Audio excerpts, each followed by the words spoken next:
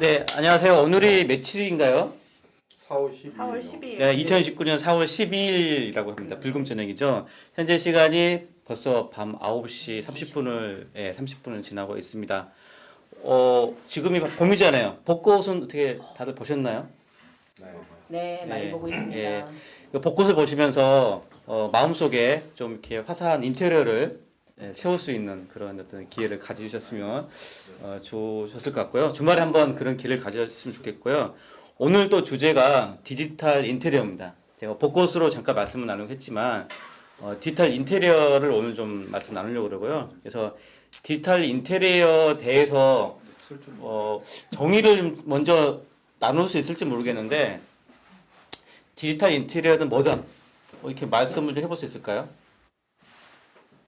기존의 인테리어 개념, 그러니까 뭐 인테리어라는 개념은 뭐 인하우스 안에 있는 여러 가지 뭐 가구들이라든지 뭐 소품들이라든지 이런 것들 삶을 살아가기 위한 그런 소품들인데 그것이 디지털화돼 있는 그러니까 어떤 커넥티드와 그다음에 센싱이 가능한 혹은 스마트 공간의 스마트가 가능한 거를 디지털 인테리어라고 부를 수 있지 않을까 생각합니다. 네. 또 뭐 다른 또 의견 있으시나요?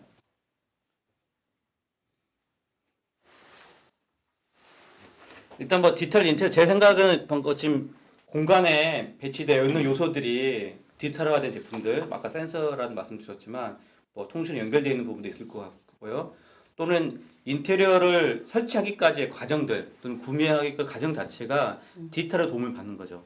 예를 들면 제가 가구를 주문할 때 지금은 그냥 주문해서 배치가 잘 돼 있으면 좋고 현재 공간과 잘 이렇게 매칭이 안 된 상태에서 가구를 구매하게 되는데 보통 이제 이케아 같은 가구 업체들이 뭐 증강현실 이런 기술들을 활용하게 되잖아요. 그래서 이 공간에 잘 맞는 가구들을 매칭해서 구매를 하는 뭐 그런 것도 디지털 인테리어의 한 영역이라고 좀 볼 수 있지 않을까 싶습니다. 네, 아까 벚꽃 얘기한 것 같은데 연상 키워드는 좀 디지털 액자나 네. 뭐 롤러블 TV나 투명 TV, 뭐 플렉서블 이런 거와 연관해서 네. 뭔가 화면에 그 공간이 들어온 네. 느낌 있잖아요. 네. 옛날에는 이제 일반 그림 같은 거, 뭐 예쁜 그 풍경 그림, 네. 뭐 수채화, 뭐 유화 그런 것들을 백두산 그림 막 그런 거 집에다 갖다 놓는데 그게 이제 디지털화 되면은 되게 자연스럽게 다양하게 계절별로 바뀔 수도 있고 더 많은 폭을 담을 수 있잖아요. 그런 것들이 좀 대표 제품이 뭐 디지털 액자가 있잖아요. 그쵸. 예, 예. 사실 디스플레이지만 예. 프레임만 딱 해놓고 액자라고 표시를 하는 거고 네. 이제 그림이 이제 바뀌는데 사실은 그런 것들이 이제 그림을 그냥 바꿀 수는 없고 다 그 저작권 문제가 있기 때문에 그 그림 한 장 한 장을 다 저작권 해결된 또는 지불을 해서 이제 그림을 이렇게 바꿀 수 라이센싱 받아서 할 수밖에 없는 거거든요. 어쩜 그것도 하나의 비즈니스가 될 수 있을 것 같아요. 디지털 디바이스 액자라는 디바이스 안에 움직이는 그러니까 그 컨텐츠 비즈니스가 디지털 인테리어 속에서 딱 언뜻 떠오르는 그런데 비즈니스가 여지껏 우리가 디지털 인테리어 하면은 가구 쪽만 생각했는데 네. 오감과 관계될 수 있는 인테리어 디지털화 된다면 네. 지금 갑자기 그 디지털 액자라든지 뭐 투명 TV나 이런 거 플렉서블 이런 거 생각해 보니까 조금 이제 오감, 후각, 네. 냄새랑도 연관이 되게 하면 더 공간의 효과를 많이 줄 수 있는 것 같은데 네. 그런 쪽으로도 디지털 인테리어 생각할 수 있을 것 같아요. 뭐 24시간 향기가 흐르게 한다든지 뭐 맛있는 음식의 향이 나오게 한다든지 뭐 그렇게 향기 테라피 쪽으로도 활용할 수 있을 것 같아요. 네. 또 떠오르는 뭐 이렇게 키워드 말씀 주세요. 키워드라기보다는 네. 디지털 인테리어 하니까 실제 설계, 설계. 그리고 제작, 그리고 구매하는 방식까지 네. 디지털을 통해서 전해주는 게 바로 디지털 인테리어가 아닐까 생각을 하면서 네. 사실 증강현실이나 뭐 홀로그램 또는 가상현실에서의 어떤 공간 실내 디자인 이런 것도 생각을 할 수가 있고 또 마이크로소프트사에서 나온 홀로렌즈로 실내 인테리어를 위한 이런 실내 디자인하는 사례들이 있어서 그런 것도 좋은 사례가 될 수 있을 것 같고 또 영화 제작할 때 보면 제작하기 전에 세트를 미리 이렇게 또 프로덕션 디자인이라는 한 부분에서 제작을 하는데 주로 또 사용하는 소프트웨어가 스케치업이나 또는 오토캐드나 이런 걸 이용해서 이제 만들거든요. 그래서 그러한 부분도 사실은 디지털 인테리어에 해당하는 부분이다. 또 최근 또 대부분 IT를 접목한 이런 무인 시스템도 있는데 이런 것도 하나의 디지털 인테리어의 한 부분이라고 생각이 됩니다. 그러니까 이제 그렇게 디지털화되고 공간에 대한 설계나 이런 것들이 좀 UX나 UI가 좀 활용도가 조금 편하게 된다면 전에는 전문가가 인테리어를 감당했다면 앞으로는 그냥 일반인들, 그냥 사용자들이 직접 선택하고 구성하고 바꿀 수 있는 그런 어떤 자동화된 설계 시스템들이 다양해짐으로 해서 좀 더 편리한 생활을 할 수 있지 않을까라는 생각을 할 수 있을 것 같아요. 보니까 디지털 인테리어 하니까 그 뭐 맞춤형이라는 키워드 같이 떠오르거든요. 일단 뭔가가 인테리어들이 그 사람 공간에 있는 사람들 막 맞춰줄 것 같은, 예, 뭐 그게 색상이 될지 또는 뭐 사이즈가 될지는 모르겠지만 맞춰줄 것 같은 느낌이 사실 있긴 해요. 그런 게 가능할지 모르겠지만. 그래서 우리가 디지털 인테리어 하면 보통은 기술 중심으로 많이 생각을 하는데 그거보다는 사용자, 인간 중심으로 생각을 하면 더 많은 부분을 우리가 생각을 할 수 있을 것 같아요. 그래서 뭐 그게 이제 사용자 중심으로 생각을 한다면 좀 약간 스마트 홈이 생각이 나는데 자동 제어가 사실은 편리성을 많이 줄 수 있기 때문에 내가 일부러 다 켜고 집에 들어오지 않아도 그냥 내가 그날의 날씨, 그다음에 그때 들어온 시간에 맞춰서 뭐 조도가 조절된다든지 공기의 온도가 조정된다든지 뭐 이런 식으로 된다면은 굉장히 편한 맞춤식 어떤 개념, 스마트 홈 개념의 인테리어가 되지 않을까라는 생각도 들거든요. 뭐 디지털 인테리어가 가지는 어떤 특징들을 좀 말씀을 주신 것 같아요. 아까 같이 뭐 무인이라는 단어가 있었던 것, 자동이라든지 받쳐준다라든지 하는 것들. 그럼 뭐 특징들이 좀 더 뭐 어떤 것들이 더 있을까요? 뭐 일단은 IoT를 생각을 할 수가 있는데 전방위적인 어떤 스마트 센서를 통해서 네. 모든 사물들이 또 연결이 돼서 하나의 어떤 저 같은 경우는 사실은 아주 피부나 이런 공기에 예민하기 때문에 뭐 미세먼지나 친환경이나 뭐 이런 부분도 이제 센서를 통해서 집에서의 어떤 정화를 해준다든지 또 에너지 효율 면에서 신경을 안 써도 자동으로 에너지를 낮춰준다든지 이런 것들이 이제 특징적으로 잘 조절을 해줄 수 있을 것 같다는 생각이 들고요. 예전에는 뭐 사용자 중심으로 사용자가 직접 인터랙션을 줘서 조절을 했다면 디지털 인테리어는 내가 조절하지 않아도 자동 센싱이 예, 기본적으로 자동으로 해줄 수 있는 또 좋은 점이 있을 것 같다는 생각이 들어요. 사실 보면 예전에 뭐 유비쿼터스다 뭐 이런 단어들을 막 있었는데 뭔가 뭐 인텔리전트 스마트 공간, 뭐 스마트 홈 이런 좀 기술적인 느낌이 좀 인테리어 하면 약간 디자인적인 느낌으로 좀 용어의 뷰가 좀 바뀌어서 좀 표현되는 것 같아요. 결국은 그 안에 내재되는 것들은 다 우리가 알고 있는 기술인 것 같고요. 그런 것들을 표현하는 부분이 인테리어 용어로서 좀 더 사용자한테 제 느낌 감성적으로 다가가는 용어로 일단 느껴집니다. 감성적이라는 말이 디지털 그 인테리어 감성 조명이 있거든요. 예. 그게 왜 감성 조명을 만드냐 하면 있잖아요. 사람 심리 있잖아요. 조명 색깔을 따라 심리가 많이 좌우되기 때문에 조도에 따라 그런 이제 디지털 조명이 인테리어에 한 80% 묶고 들어가잖아요. 보통 보면. 그렇지. 그러니까 디지털 감성 조명이 지금 해가지고 병원에서 지금 많이 지금 이용되려고 지금 테스트를 하고 있어요. 그 병원에서 벽을 등을 이제 못 쓰게 지금 하고 있거든요. 그래서 저는 딱 듣고 사용자 맞춤형 감성 기술이 적용된 제품을 공간에 배치하는 것을 디지털 인테리어를 할 수 있지 않을까라는 좀 그런 좀 나름대로 한번 정도 한번 딱 떠오르는 것 같아요. 아주 단순하게는 그냥 뭐 요즘에는 어차피 스마트 시대니까 집에 이제 뭐죠? 안마의자? 안마의자도 다 블루투스 기능이 있고 음악 나오고 네. 자동 조절되니까 그만큼 이제 많이 좋아진 거죠. 인테리어 소품 자체도 네, 네. 스스로 스마트화돼서 네. 움직이니까. 그래서 결국 보면 인테리어도 우리가 요즘에 인공지능 항상 데이터 얘기하듯이 인테리어도 데이터들이 다 각 제품들의 데이터가 추출이 됐고 그걸 분석해서 맞춤형 서비스까지 주는 게 디지털 인테리어 가질 수 있는 또 특징이 있을 것 같아요. 네. 뭐 그 데이터는 에너지 부분도 좀 있을 것 같아요. 결국 에너지를 효율적으로 또 쓰게 해주는 그런 부분들이 특징인 것 같고요. 그럼 이런 특징들을 가지고 디지털 인테리어가 줄 수 있는 가치들은 또 어떤 게 있을까요? 결국은 친환경적인 가치를 가질 것 같은데요. 조금 아이러니하긴 하지만 기존의 소재나 머티리얼을 활용해가지고 계속 인테리어가 바뀌면 환경에 유해한 요소들도 되게 많잖아요. 그래서 이제 그런 것들이 디지털화되면서 이렇게 인테리어 이 자재나 소재나 이런 것들을 막 뜯어내면서 나오는 그런 환경 오염 같은 거를 막을 수 있지 않을까라는 생각이 네. 들거든요. 저희가 한참 말씀 나눈 도중에 댓글들을 이렇게 남겨주신 분이 있습니다. 김강철님께서 디지털 파사드 쪽도 한 종류가 아닐까라는 의견 주셨어요. 예, 그러네요.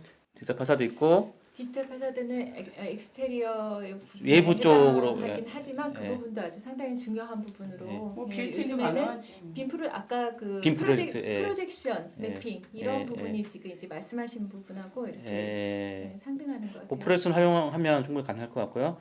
또 영웅만성님께서 좋은 말씀 주셨어요. 잘 듣고 있어요. 좋은 말씀이네요. 매우 훌륭하신 네, 훌륭하신 훌륭한 말씀이네요. 상당히 인사이트가 있으신 말씀을 네, 주신 것 같아요. 네. 그렇죠. 네, 뭐 친환경 관점에서 좀 주셨고요. 또 같이 더 어떤 게 있을까요? 개인 맞춤으로 아주 좋을 것 같아요. 그리고 네. 또 이제는 제가 직접 가지 않아도 3D 뎁스 카메라를 통해서 내 공간을 인식을 해주고 또 그다음에 제품도 다양한 제품을 컬러나 이런 거 배색도 할 수가 있고 또 친환경 뭐 환경 호르몬 관련된 어떤 패턴이나 이런 재질 같은 경우도 바로 이제 쉽게 선택해서 사용할 수 있지 않을까. 그러니까 이제 실내 공기질 체크를 해줌으로 해서 건강을 유지할 수 있다든지, 그러니까 좀 더 광범위한 범위로 가면 디지털 인테리어를 통해서 헬스케어와도 연결할 수 있을 것 같아요. 그러니까 그 헬스케어가 연계가 된다면 디지털 인테리어를 통한 데이터를 통한 삶의 질의 향상 뭐 이렇게 될 수 있겠죠. 같이. 일단 이 디지털 인테리어 뭔가 변화가 있잖아요. 그러니까 디스플레이에 있는 컨텐츠가 바뀐다거나 뭐 조명이 바뀐다거나 어떤 인터랙션에 의해서 사용자를 센싱을 해서 움직임이라든지 좀 얼굴 인식이라든지 여러 가지 인식 기술을 이용해서 컨텐츠 바뀌기 때문에 그 공간에서 거주하는 또 생활하는 사용자 입장에서는 뭐 지루하지 않을 것 같아요. 항상 똑같은 게 바뀌기 때문에 지루하지 않고 뭔가 좀 항상 새로운 느낌의 또 생활을 할 수 있는 그런 부분인 것 같습니다. 요새 LG에서 그 하는 뭐 그 가전제품 있잖아요. 업그레이드 된 거 뭐 인테리어 좀 예쁘게 놓는 거 있잖아요. 시그니처라는 그것도 디지털 인테리어 하나의 아니 따지고 보면 기존에 그냥 에어컨이다. LG 시그니처는 디자이너로서 뭔가 디자인 요소를 많이 담고 다니는 기존 제품보다, 가구가 이제 다른 제품보다. 뭐죠? 그 가구처럼 좀- 빌트인으로 들어가면 네. 언뜻 보면 이제 뭐 장롱처럼 생기기도 하고 네. 가구인데 거기 다 가전 제품이기 때문에 그것도 디지털 인테리어죠. 인테리어. 디지털 인테리어네. 디지털 가전 인테리어. 언뜻 보면 TV였는데 또 이 TV가 액자가 되기도 하고 뭐 이렇게 하는. 그래서 아마 이쪽에서는 뭐 트랜스포머라는 느낌도, 그러니까 어떨 때는 그냥 가구라는 존재로 존재하다가 때로는 뭔가 영상을 보기 위한 TV로서 존재 역할도 하기도 하고 그런 형태도 디지털 인테리어가 될 수 있지 않을까. 우리 빔 프로젝터 그러잖아요. 빔 프로젝터가 원래 뭔가 또 이렇게 그 TV 같은 거 보기도 하고 또 회의를 하기도 하고 때로는 뭐 게임도 하고. 배경으로 뭐 깔아놓기도 하고 게임도 네, 하고. 네. 자, 이런 것들이 있고요. 그러면 디지털 인테리어가 향후 뭐 어떤 형태로 이게 좀 방향성을 가지고 쭉 전개가 되면 바람직할지 좀 그런 게 있을까요? 디지털 인테리어는 역시 감성 인터페이스가 강조돼야 되지 않을까라는 생각이 드는 게 결국은 센시티브하게 인터랙티브하게 인테리어가 소통하게 되는 게 아닐까. 공간 소통이 가능. 그러니까 전에는 그냥 유기적으로 떨어진 물건이라고 생각한다면 이제 디지털 인테리어가 됨으로 해서 소통하는 소통하는. 그러니까 감성이나 이런 것들이 결국은 그거 뭐죠? 연결되는 커넥트화 되면서 센싱되는 그런 시대로 바뀔 것 같아요. 근데 디지털 인테리어가 향후는 가구가 아닌 가구, 우리가 이제 인터페이스가 아닌 인터페이스 이런 식으로 실제 지금 어떤 모호하게 조금 하나의 그 이미지로 가져가지 않을까 향후에는 그런 생각이 듭니다. 저는 인테리어는 인터페이스다라는 사실 좀 그렇게 느끼거든요. 네. 예전에는 그 인테리어가 그냥 이렇게 놓여 있는 보기만 한 거였는데 디지털 인터넷은 뭔가 콘텐츠가 계속 오거나 또 날 인식해서 바뀌기 때문에 인터랙션 있는 것 결국은 내가 스마트폰 화면과 인터페이스가 있듯이 결국은 이 공간과 인터페이스하는 기능이 있는 거다. 공존하는. 예, 그래서 디지털 인테리어 제품은 사용자와의 인터페이스다. 공간 인터페이스. 공간 인터페이스다. 이렇게 되게 해볼 수 좋은 있을 것 것 같아요. 네, 또 어떤 방향성으로 전개가 되면 좋을까요? 그 공간이 하나의 커뮤니티 공간이 될 수도 있고 또는 헬스케어 공간이 될 수도 있고 또 공공 서비스로 해서 복지나 장애우나 이런 분들을 위해서 하나의 좋은 시설로서도 활용이 될 수 있을 것 같아요. 결국 인터페이스고 인터랙션하는 형태가 또 그냥 헬스케어라든지 또 뭐 사람들 간의 소셜 네트워크 관점에서 일반적으로 받기만 하는 게 그러니까 내가 그냥 보기만 하는 게 아니라 내가 이제 병원에 원하는 시간에 갈 수 없을 때 바로 시간을 예약을 해놓으면 그 시간에 내가 실시간으로 뭐 매직미러를 통해서 진료를 할 수도 있는 거고. 화상 진료 본격화되는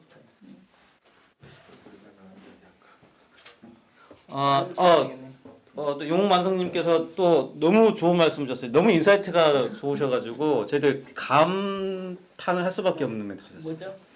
박정호 교수님 목소리 너무 좋아요. 감사합니다. 네, 너무 대단한 인사이트와 인사이트. 네, 아주 핵심을 잘 이렇게 찝는 능력이 있으십니다. 네. 네. 일단 제가 보기에는 디지털 인테리어가 가질 수 있는 이게 결국 이게 시장이 성장되려면 뭔가 비즈니스가 묶여야 될 텐데 광고라든지 커머스라든지 연계가 되면 기존에 이제 카페, 매장 뭐 이런 데들이나 공공장소 여기에서 이 인테리어를 하는 비즈니스가 단순히 제품 하나가 아니라 뭔가 그렇게 묶이면서 영역이 커질 수 있지 않을까? 기존에는 뭐 사인지 하나 달랑 있었는데 그게 어떤 좀 더 큰 관점으로 되지 않을까 싶습니다.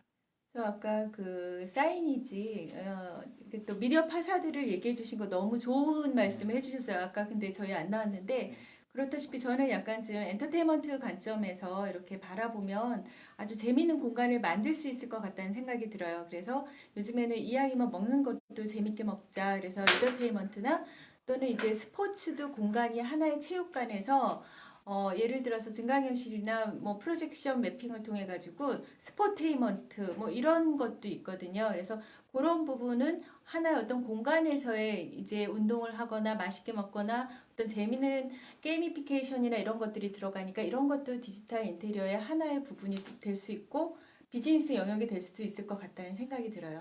그래도 최근에는 VR로 해가지고 아이들 유아방이나 이런 테마방에서 운동하면서 할 수 있도록 이런 것도 지금 이렇게 만들어지고 있고 그런 걸 알고 있거든요. 좋은 사례인 것 같아요. 그런 것도. 네, 이제 지금은 이제 홈 인테리어 개념인데 디지털 홈 인테리어 개념이 아니고 디지털 상점 인테리어 개념으로 간다면 그 범위나 적용은 굉장히 엄청나게 무궁무진할 거라고 보고 거기에 관련해서는 뭐 피팅룸이라든지 뭐 VR이라든지 뭐 지난번에 우리 그 뷰티의 스마트 밀러 뭐 이런 것들 뭐 엄청난 그 범위 그다음에 그 빅데이터를 위한 뭐 센싱 그다음에 뭐 눈 어떤 옷을 보느냐 뭐 어떤 구두를 보느냐 어떤 핸드백을 보느냐 이런 것까지 어떤 시계를 보느냐 이런 것까지 정말 그 고급화된 그 IT가 접목될 수 있을 것 같다는 생각이 들기 때문에 범위가 정말 무궁무진한 것 같아요. 디지털 인테리어는. 그러면 이렇게 방금 말씀 것처럼 홈이라는 하나의 그 공간적인 타겟 대상이 있을 거고 매장이라는 부분이 있을 텐데 홈과 이런 매장 관점에서 제가 만약에 사업을 해요. 디지털 인테리어 사업을 하는데 이 홈 쪽의 비즈니스를 펼치는 게 좀 더 뭐 돈을 잘 번다 사업 잘 될지 아니면 매장 인테리어 쪽을 진출하는 게 좋을지 어떤 게 더 의미가 있을 것 같으세요? 수량 차이가 확 나는데. 매장이 더 크다? 아니면 뭐 매장은 할 수 있는 게 너무 많잖아요. 매장 쪽이 좀 더 그렇죠. 디스플레이서부터 실제 내가 그 시간에 이제 다들 사람들이 없을 때도 무인 어떤 광고서부터 홀로그램으로 사람이 마치 거기서 왔다 갔다 하는 것처럼 그런 사례는 활용이 되고 있거든요.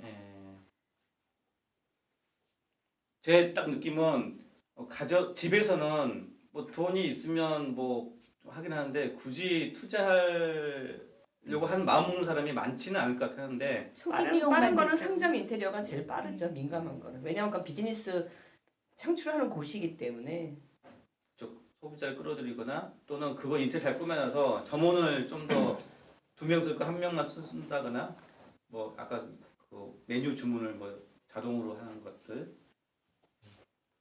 그래서 아마 홈과 매장 중에 지금은 좀 매장 쪽의 비즈니스가 클 것 같다. 공감되시나요? 원래 그 경기가 불황일 때 제일 잘 되는 게 상점 인테리어예요. 6개월에 한 번씩 뒤집어 엎어가지고 새 인테리어 들어가고 그러기 때문에 경기가 이게 되게 아이러니한 게 경기가 안 되면 제일 잘 되는 업종이 인테리어 업종이에요. 이제 우기는 나. 아니 그거는 인테리어 내 친구가 지금 인테리어 하잖아. 걔가 한 얘기야. 경기가 안 좋으면 제일 잘하는 게 상점 인테리어라고. 망하니까 다시 들어가고 망하니까 다시 자영업이니까 가게를 만들어야 되니까. 소상공인들. 그러니까 직장에서 퇴직하고 뭔가를 사업을 하고. 그러니까 지금 말씀은 경기가 안 좋으면 네. 새로운 매장이 생기던 네. 아니면 뭐 어차피 나가는. 망하니까 네. 새로운 업체가 들어올 거 아니에요. 같은 네. 공간에. 네. 그럼 당연히 뭐 음식점을 또 다른 음식점을 하더라도 네. 어차피 디자인적인 인테리어적인 부분은 들어가야 되기 때문에 뭐 그런 일이 많아질 수 있겠네요. 네, 근데 망하는 이제 기업이 많아지면. 또 그런 쪽으로 따지면 경기가 좋으면 홈 인테리어는 자주 바뀌지. 상점 인테리어는 경기가 홈 나쁘면 자주 바뀌고. 인테리어는 초기 비용이 많이 들지 그 다음은 신경 안 써요. 그럴 것 같아요. 왜냐면 비싸니까.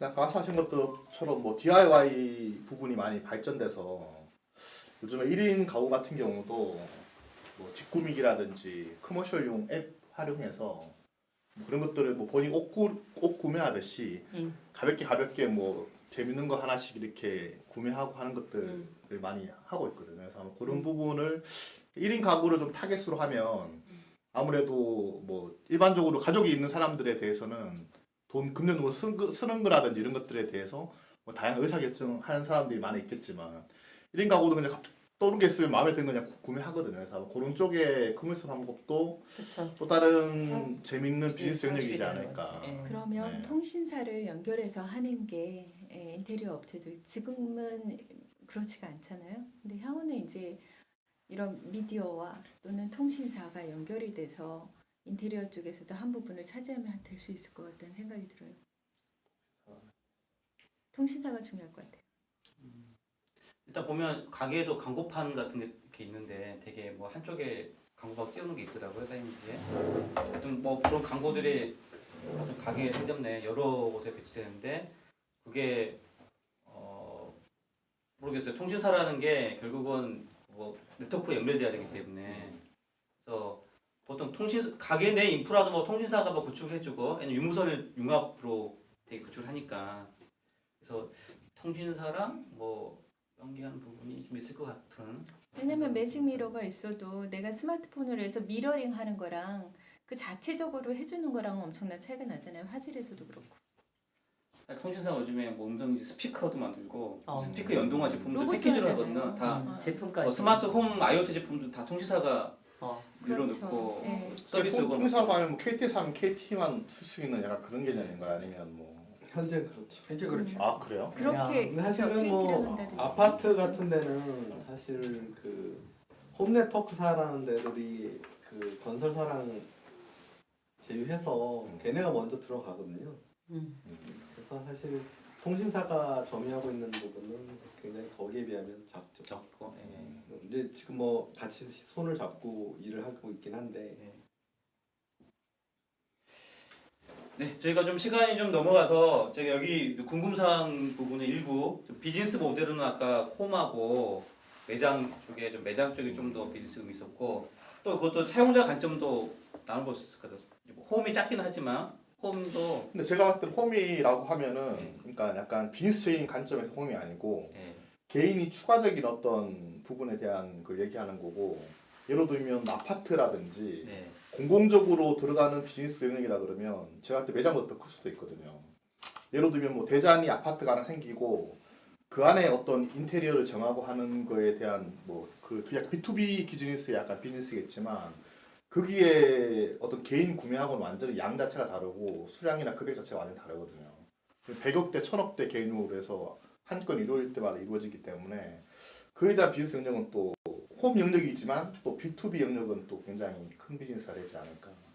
아까 말씀하셨던 약간 그런 비즈니스는 어떤 개인이 추가적인 어떤 꾸미기 영역의 어떤 인테리어고 아까 제가 말씀드렸던 아파트라든지 이런 거 대규모를 구축할 때 건축 개념이 같이 들어가는 부분은 약간 좀 이 신축 건물과 그렇죠, 리모델링이 그렇죠, 좀 보면 될 것 그렇죠. 같네요. 네. 근데 요즘에는 이제 그렇게 이제 모델링 안에 자기가 옵션으로 뭘 할 건지 선택하잖아요. 이제 그게 이제 거기 그 건축사와 연결된 인테리어가 그것도 어떻게 보면 인테리어 쪽이니까 아마 그런 비즈니스 영역으로 따지면 매장보다 오히려 더 B2B가 훨씬 크죠. 훨씬 클 수도 있을 것 같아요. 제가 봤을 때. 응, 네. 규모가. 네.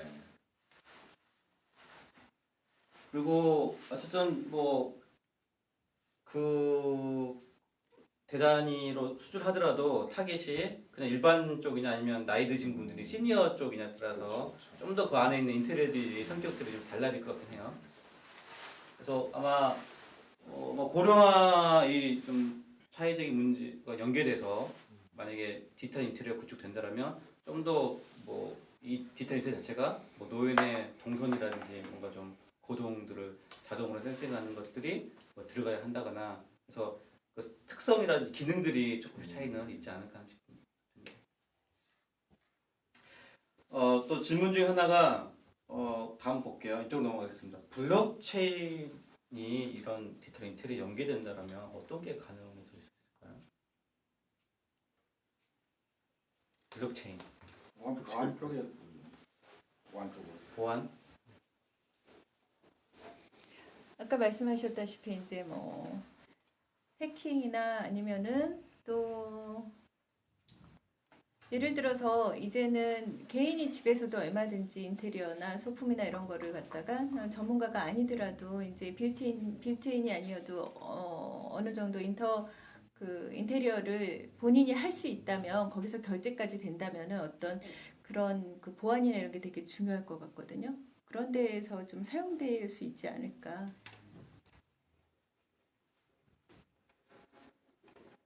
이커머스가 이제 좀 많이 활성화된다면. 네. 뭔가 연계되는 게 좋은 게 나오면 좋을 것 같긴 한데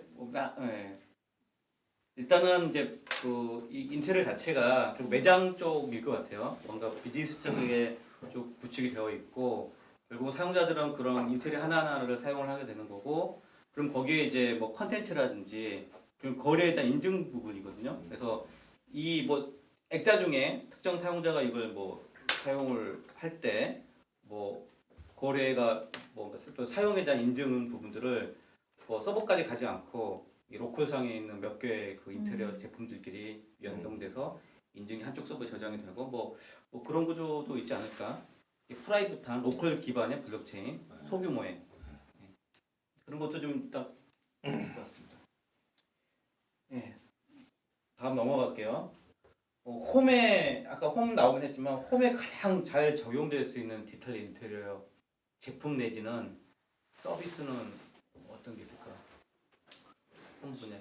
스마트 홈이라서 난방하고 그다음에 라이트, 조명. 그 두 가지가 홈에는 가장 필요한 디지털인 것 같아요. 지금 침대에도 디지털 침대가 만들어지고 있거든요. 자기 수면양하고 무호흡증 이런 거 있잖아요. 네. 다 체크를 해주거든.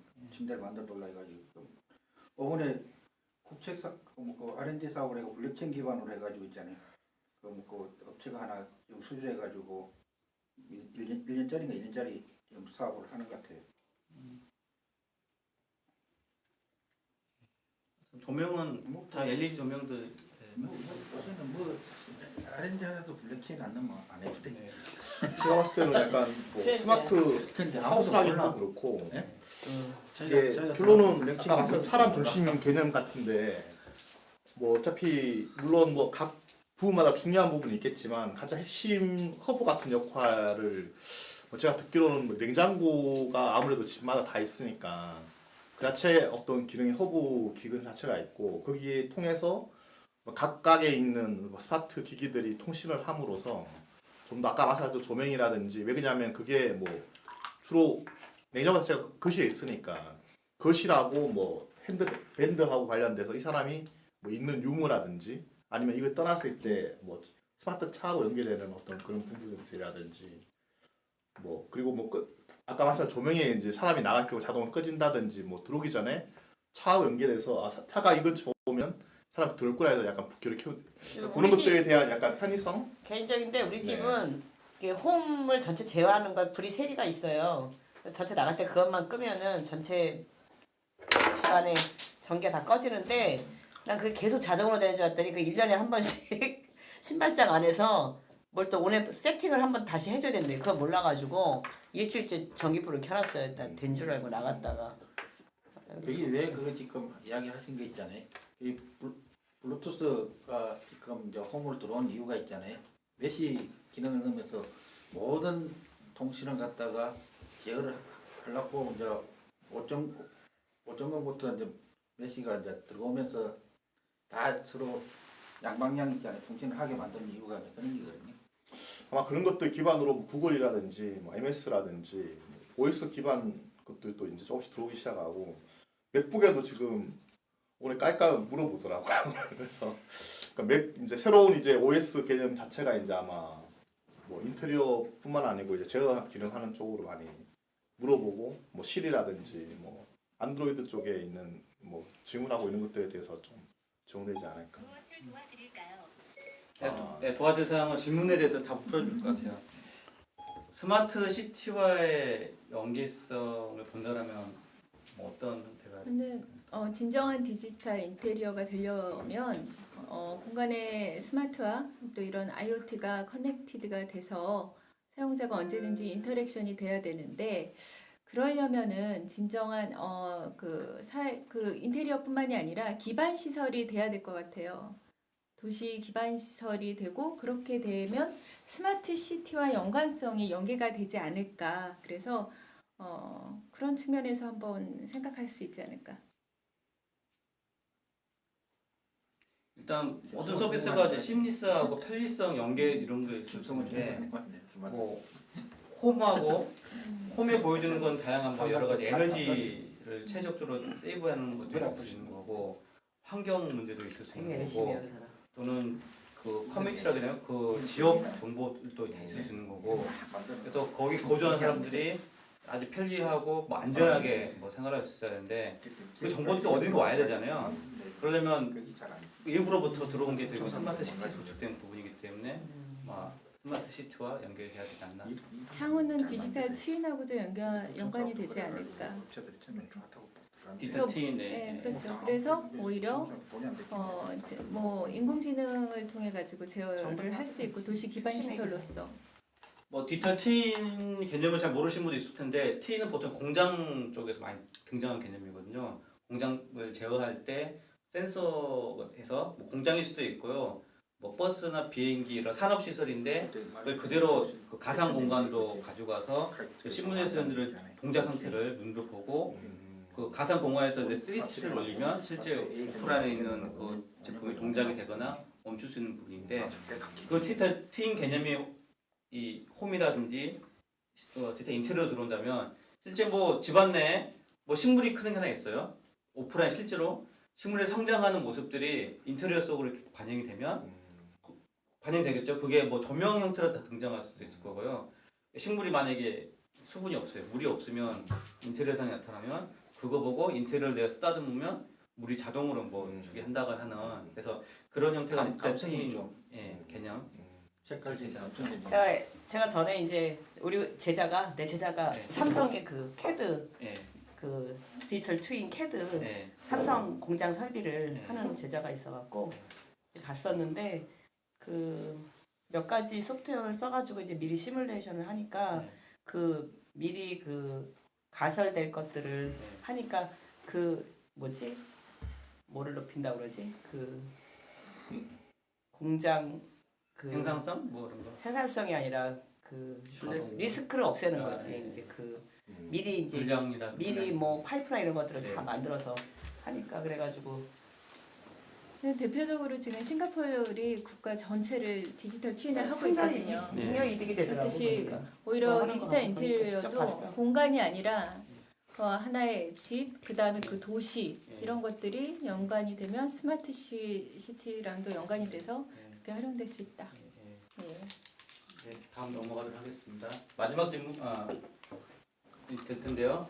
QR 코드가 사실 중국은 꽤 많이 쓰이고 있거든요. 우리나라는 그렇게까지 많이 쓰이진 않지만, 근데 중국에서는 QR 코드가 너무 많이 쓰고 있는데 이게 디지털 인테리어에 결합된다면 적용된다면 어떤 형태로 적용되고 과연 그 성장 가능성이 있는 건지. 갑자기 그거 하니까 나는 뭐 아마존 대시보튼이나 이런 게 생각나는 게 네. 결국은 뭐 냉장고 디지털화된 냉장고를 통해서 음식도 주문할 수 있고 구매할 수 있는 그런 것부터 시작해서 뭐 옷장에 옷이 계절에 마땅치 않으면 또 여름 옷 주문할 수 있고 다 그런 쪽으로 갈 수 있을 것 같아요. 네, 뭐 사실 중국 같은 경우는 지금 QR 코드가 없는 상 아까 뭐 중국의 특허를 잠깐 오셨지만 네. QR 코드 없는 자체를 상상할 수가 없어요. 왜 그냥 기본적으로 광고 자체가 있지만 그 자체를 보거나 하기 위해서는 기본적으로 광고판 밑에 QR 코드가 들어가 있고요. 그게 뭐 광고판 게임이 됐던 어떤 홍보 밑에는 기본적으로 QR이 들어가 있고 그 QR을 위챗으로 스캔하면 그에 관련된 부분 인터랙션 할 수 있게끔 그분하고 연결을 한다든지 어떤 컨텐츠를 볼 수 있다든지 그리고 뭐 지금 월마트하고 지금 벌써 지금 이게 그 연계가 돼서 QR 코드로 선택을 하고 결제하고 그냥 물건 들고 나가면 돼요. 그러니까 한마디로 캐시어가 필요 없이 내가 쇼핑을 하는데 QR 코드에 있는 그러니까 내가 온라인으로 하는 역할을 실질적으로 그 제품 안에서 QR 코드 스캔을 하고 장바구니 담고 결제해서 나가면 되는 약간 좀 온오프가 믹스된 상태. 아마존 고네요. 네, 그리고 또 다른 곳은 이제 식당 같은 경우 그러니까 자기 탁자에 앉아서 QR 코드 스캔하고 내 주문하는 게 오면은 저쪽에 이제 내 위치수로 딱 링이 와요. 아니면 그분이 딜리버리 해주든지. 그러니까 한마디로 너무 그리고 이거 플러스 해서 이제 내가 예를 들면 내가 물건을 구매를 했어. 근데 이거를 딜리버리 해주는 거 자체는 물건 구매는 여기서 하고 딜리버리 서비스를 또 활용을 해. 그러면 딜리버리 서비스가 되는 게 온라인 뭐 구매하는 거 플러스 뭐 딜리버리 푸드 서비스 그러니까 모든 게 다 딜리버리가 돼요. 야. 그런 게 너무 활성화돼 있다 보니까 디지털화 너무 빠르다. 내가 집에 앉아 있어서 아무것도 안 해도 모든 게 다 받을 수 있는.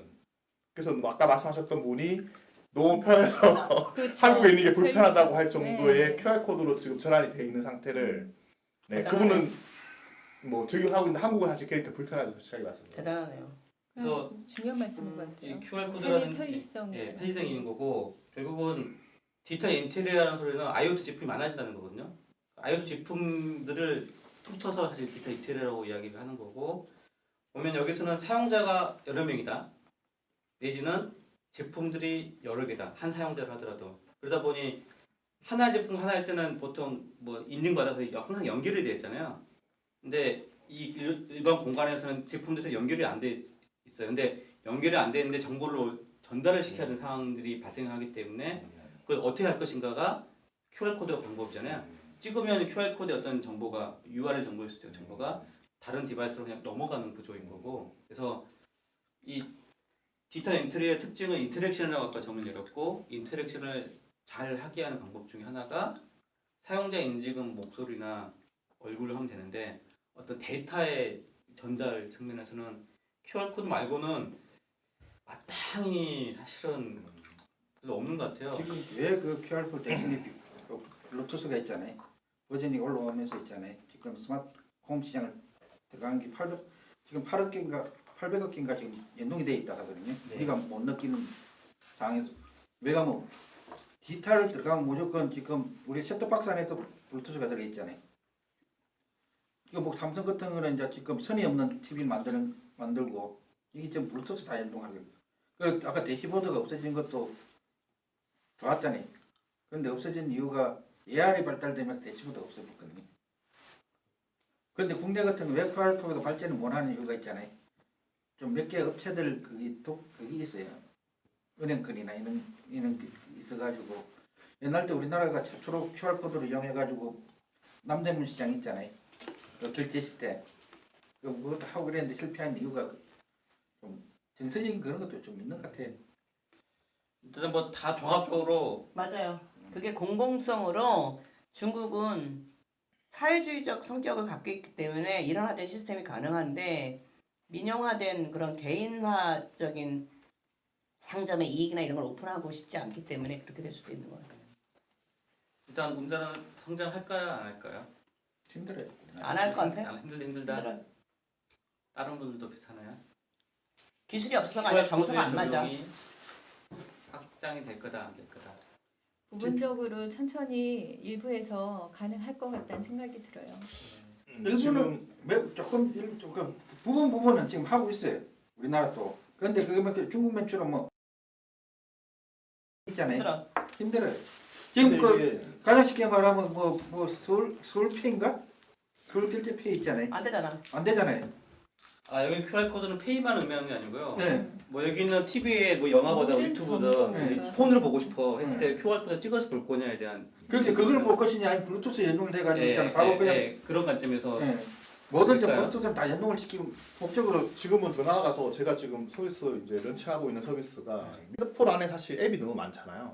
근데 그 자체를 위챗 안에서 미니 프로그램에 나가면 설치 필요 없이 그냥 위챗에서 작동을 하는 거예요. 그렇다 보니까 위챗 자체는 어차피 다 깔려 있잖아. 중국 사람들 입장에서 약간 중국 기반으로 얘기하는 거고. 그렇다 보니까 그 자체를 스캔하고 그 표저로 바로 가는 거예요. 그러니까 내가 예를 들면 커머스를 하고 싶다 그러면 커머스를 스캔하잖아요. 그러면 벌써 쇼핑몰이 뜨는 거고 동상 보면 동상으로 뜨는 거고 내가 기차표 예약을 한다면 기차표 예약을 바로 할 수 있는 거예요. 좋네. 네, 그러니까 적시성 개념에서 굉장히 빨리 재고 그러니까 인스톨레이션 자체가 필요가 없어요. 그래서 아마 그것 때문에 지금 그걸 좀 그렇게 구글이 네, 만든 게 그러니까 있잖아요. 위챗에 살 수 없는 남은 형태를 글로 다 담으려고 지금 하고 있어요. 그 구글에서 이제 아이비 있잖아요. 그거거든요. 근데 제가 봤을 때 약간 이거는 약간 중국의 너무 잘 설계한 사람의 설계자가 되게 중요한 것 같아요. 제가 생각할 때는 저런 것 같은데 우리가 우리나라는 예를 들면 통신이 발달할 때 전통적으로 유선이 있고 그 다음에 무선이었는데 중국은 유선망을 깔기가 너무 인프라가 안 되니까 그냥 바로 뛴 경우인 것처럼 우리는 예를 들면 이런저런 통신 채널들이 막 생겼는데 그 인프라가 없으니까 제일 접근하기 쉽고 싼 QR이 사실은 우리도 QR 다 거쳐왔다가 QR이 그치. 별로 효용이 없다 해서 다른 기술로 넘어갔는데 거기서는 사회 전체 인프라에서 QR이 제일 효용 가치 있는 형태로 계속 발전하면서 오히려 지금은 다른 기술까지 그냥 먹는 형태인데 우리가 봤을 때는 옛날에 QR 우리도 하다가 별로 소용없어서 그냥 다른 기술로 넘어간 케이스인데 거기서는 이제 그 나름대로 사회적인 정서하고 맞아지고 뭐 아까 말한 비용하고 이런 게 맞아져서 지금은 굉장히 활성화된 케이스가 아닐까. 그러니까 제가 봤을 때도 한국에서 QR이 쓰다가 없어진 이유가 QR이 생각보다 보안이 되게 약해요. 그러니까 그리고 금방 QR 카피돼. 만들어 그래서- QR 매출 있잖아요. 네. 보안을 넣은 QR이 있어요. 근데 그럼에도 불구하고 지금 중국에도 사실 위챗페이 같은 경우는 보안적인 문제 때문에 막 그런 게 많이 있었거든요. 근데 그거를 이겨낼 정도로 편리성이 너무 강한 거예요. 이게. 만약에 우리가 네. 만약에 이렇게 페이나 한다 이러면 네. 우리 지금 무슨 보안 그것도 하나 못 없애고 있는 판에 이런저런 악유들이 맞아요. 많은데 저기 중국에서는 맞아요. 하나로 뭔가 이렇게 지시 내리면 딱 이렇게 일률적으로 사회주의 잔재가 있는 거죠. 네. 정책. 아마 그 정도로 정리해도 좀 될 것 같아요. 아까 말씀하신 것들이 다 맞을 것 같습니다. 마지막으로 이제 빨간 펜으로 기억할 만한 키워드를 정하겠습니다. 금나는 빨간 펜으로. 오감 만족. 오감 만족이 여기 있었는데 거기가 바로 빨간 펜 있는 위치에 그대로 있습니다. 여기 있네요. 네. 저는 여기 있는 인터랙션을 시켰습니다. 저는 IoT, IoT, 스마트 센서. 스마트 센서 이쪽 있는 저 이쪽에 거기 IoT하고 스마트 센서인데 그 위쪽에 조금 올라갔다가 데이터 옆에 네, 이렇게 IoT도 있고. 예, 알겠습니다. 예. 맞춤형이 들어가야 되네요. 맞춤형 여기가 개인 맞춤. 그냥 맞춤으로 맞춤, 맞춤에 네. 개인일 수도 있고 뭐 그다음에 아니면 편의성, 편리성, 스마트 시티 스마트 시티요. 왼쪽. 네.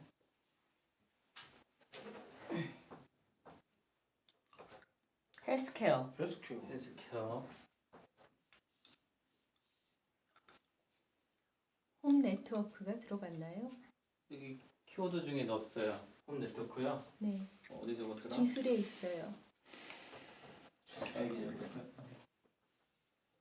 네.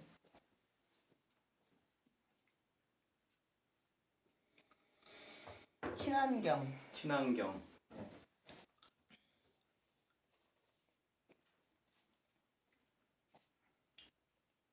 저는 결국은 디지털 미디어 서비스다라는 생각이 디지털 미디어 들거든요. 서비스 어디 있었는데? 어느 쪽? 그 오감만족 바로 아래요. 아, 이 모든 게 다.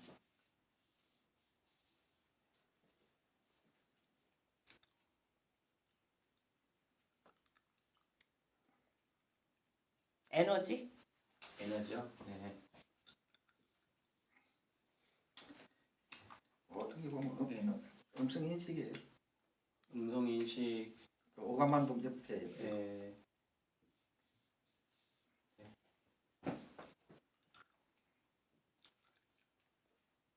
이 정도일까요? 가구업체 융합, 아,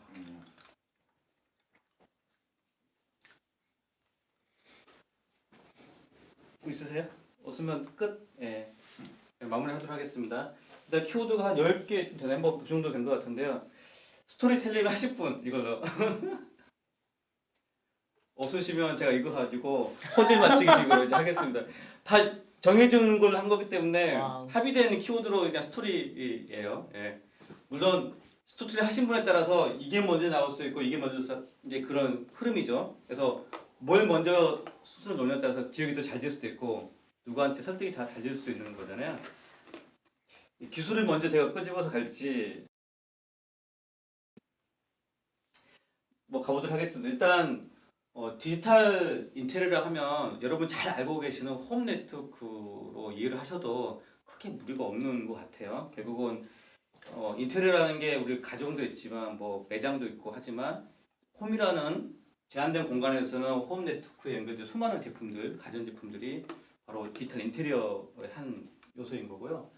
홈 네트워크에는 또 센서들이 붙어요. 그 센서들이 공간에 거주하는 사람들 움직임들을 센싱을 하고 그 센서에서는 데이터가 나오게 됩니다. 그 센서는 데이터가 나오는데 그거는 각종 에너지 데이터일 수도 있고요. 뭐 그런 것도 있습니다. 어쨌든 그런 것들을 이제 분석을 하게 될 거고요.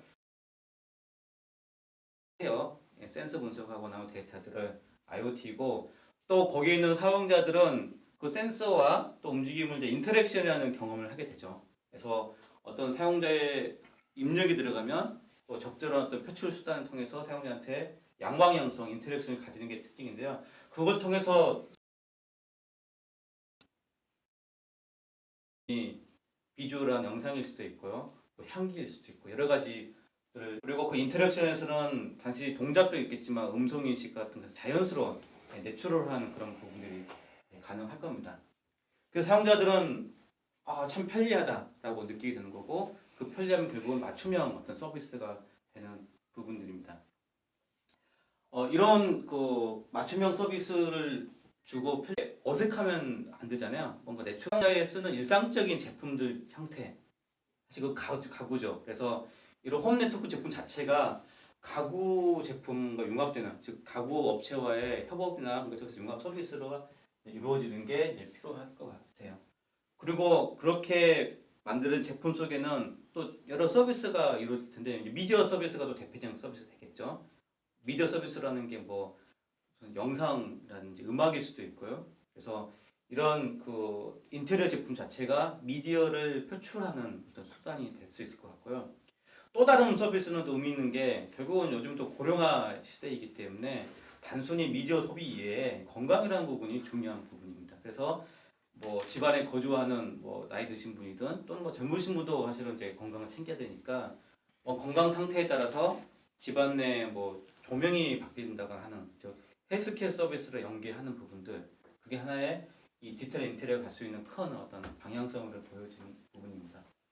물론 방금 말씀드리는 거는 이제 홈이라는 측면이기는 하지만 이게 이제 매장이라든지 또 이렇게 공공적인 측면에서 가게 되면 거기에 보여주는 여러 정보들이 외부에 있는 환경 정보들도 많이 가져와야 되고 이게 이제 교통 정보일 수도 있고요. 또 여러 가지 뭐 이동에 관련된 또는 관공서에서 공공 데이터 정보일 수도 있고 그런 또는 도시 전체적으로 소모되는 전력량들 있잖아요. 온갖 도시 관점에서 즉 스마트 시티랑 연계되고 거기에서 분석된 정보들이 이런 인테리어의 공공 장소에서 인테리어라든지 또